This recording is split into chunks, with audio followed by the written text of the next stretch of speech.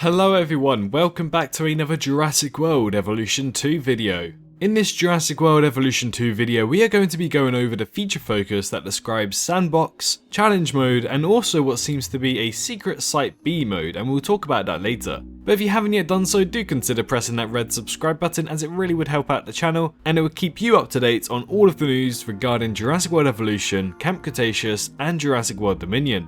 But shall we get into the video? I think we shall. So Jurassic World Evolution 2 seems like it's going to be having new features, and one of the new features in the previous feature focus article was how you can have different buildings and different customizations in your parks. We recently got more information regarding that in the dev diary that we got last week, and it seems like we might be getting a small bit of information tomorrow on Friday, which I'll probably be doing a hosted live stream if you want to go watch it with me along. But today's feature focus is going to be more about the game modes. Unfortunately, we don't get too much about Chaos Mode, which I think is the main mode we all want to know about.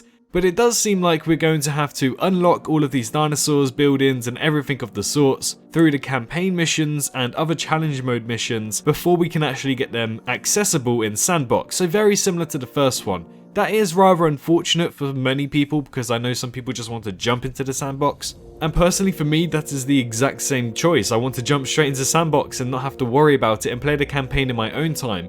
But as a content creator personally, I do feel like I have to rush through the campaign to unlock everything so you guys can see the campaign and also see the Sandbox as soon as possible. But who knows, maybe they might incorporate cheats this time around. But similar to the first Evolution game, Challenge Mode will be acquainted with 4 different difficulty levels: Easy, Medium, Hard, and Jurassic, which will obviously have their own par times, but this time you'll need to unlock a certain number of stars on any given difficulty before you can proceed to the next level. So you can't just jump straight into the deep end in Jurassic, which is slightly unfortunate because personally to me, I'd like to see if I'd struggle with Jurassic and I went straight into it, and truth be told, I did struggle. But it seems like we're going to have to complete Easy Mode to move on to Medium, complete Medium to move on to Hard, complete Hard to move on to Jurassic. I wouldn't really say complete because it says here you need to unlock a certain number of stars, so I assume that's maybe 3 or 4 on that island, and also that difficulty level. But apparently there are new features in Challenge Mode called Conditions. These will be constraints on your game to make each playthrough slightly more challenging and will differ depending on which difficulty you're playing for. For instance, if you're playing on the easy level of Challenge Mode, you may be limited to 25 species in your park, whereas if you're playing on the medium difficulty, you might have a limit of 15 species.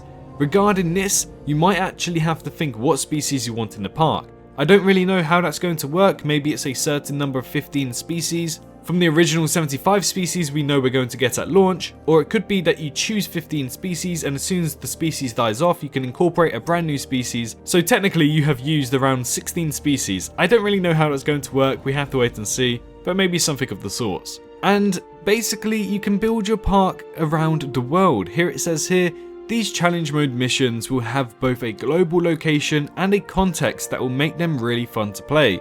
They're not tied into the game's main narrative, so each can be played in isolation. Plus, you'll earn unique species cosmetics for earning 5 stars across the different difficulties, so there's a lot of reason to take up the challenge. Personally to me, that didn't really seem too much of a reward for completing these missions last time out, so I do hope we get a few more things to unlock rather than just cosmetic changes. But it seems like we are going to have quite a few number of maps, so not only are we going to be able to build on the maps from the campaign, maybe we can build on the maps from the Chaos Mode if Chaos Mode involves Isla Nublar in any sort of way, but it seems like Challenge Mode is going to have capabilities of having new maps that you've never before seen from the campaign. So I assume in the campaign we might have, let's say, maybe 3 maps, the snowy and desert one, and maybe a different alternate change of the desert one. We might have different variants of these certain maps, something like that. But in Challenge Mode, we might be able to build, let's say, in Portugal, and we can build in North America, then we can build in South America, Asia, you know, all across the globe. But now we move on to Sandbox Mode. This wouldn't be Jurassic World Evolution 2 if we didn't bring back another exciting mode from the first game.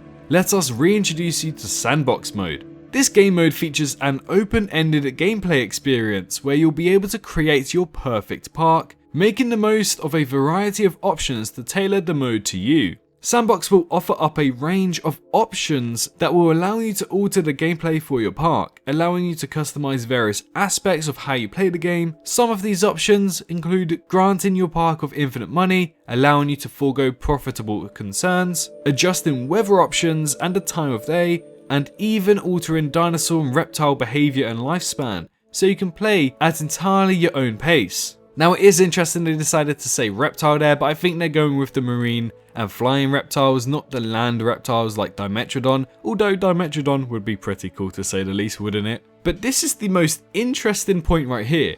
By using the new territory system to its full potential, you could even build a nature reserve style park, but you'll need fences to keep your visitors safe. That right there basically confirms that creating a Site B is going to be incredibly much easier than it was in the first evolution. In the first evolution, you kind of had to plop down the Hammond creation labs all across your park and then release the certain dinosaurs for where you want them in the island. But even still, it would be a constant deathmatch of the Struthiomimuses. They constantly die off because the bigger the bigger carnivores, shall I say, were actually consistently killing the Struthiomimuses, and they just move across the gaff like they owned the place. So hopefully by them implementing the new territory system and saying that you could even build a nature reserve style park, I do hope this kind of soft confirms that Site B, whilst it won't be a game mode, will be entirely possible in the Sandbox mode. I'm probably most excited for that, to be honest. Maps from Chaos Theory and Challenge mode will be playable in the Sandbox mode, offering up lots of variety to your park's building experiences.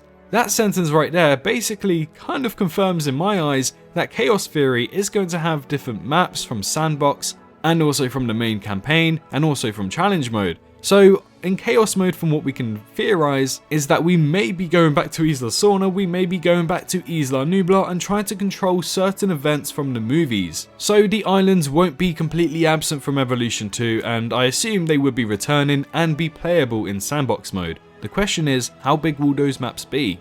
But yes, as it says here, just a reminder, Sandbox mode content needs to be unlocked by researching it in other modes. So your Sandbox parks will constantly evolve with your gameplay. We start you off with some basic stuff, but the rest will need to be unlocked for you to access. That's probably the most downsided aspect of this feature focus, because again, loads of people just want to jump into Sandbox and be able to play, and personally that's the same for me as well. Even if it means we have the basic Giga, like a normal standard green Giga, but we can unlock like a very vibrant orange Giga or purple Giga in the main campaign, that will kind of make me play the campaign a little bit more, but also keep me active on Sandbox. I mean, hopefully we can complete campaign mode without the 35 hours of gameplay, which I assume from Evolution 1 was quite a lot of it was just waiting for dinosaurs, like it was the 5 minutes, you got to keep them in enclosure for 5 minutes, make sure they don't break out for 5 minutes or something of the sorts, you know, it was a lot of waiting. So hopefully I believe maybe this campaign should be a little bit more immersive, and I'm happy with around 35 hours of gameplay. That does make sense in my eyes. So fingers crossed it won't be too hard to unlock these creatures. But anyways guys, thank you so much for watching today's video. If you enjoyed today's video, why not leave a like? And also let me know your thoughts in the comment section down below. If you haven't yet done so, do consider pressing that red subscribe button. But in the meantime, and most importantly, stay safe out there, and I hope to see you all in the next one. Bye bye. Hello, hi, you, did you enjoy the video? Just a little reminder to press that like button and also subscribe. I just want to thank my Patreons for this month, on screen right here, as giving me that little extra support really does go a long way. But anyways, I hope you guys have an amazing rest of your day.